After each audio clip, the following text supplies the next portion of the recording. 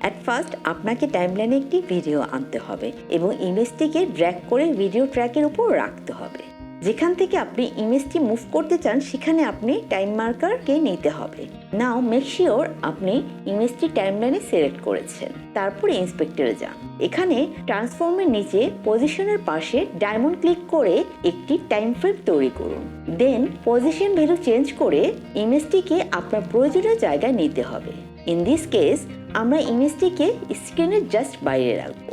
নাও আমরা যাতে অ্যানিমেশনের সময় আমাদের কি ফ্রেমগুলো দেখতে পারি সেজন্য আমাদের ইমেজের কি ফ্রেম টগলে ক্লিক করব।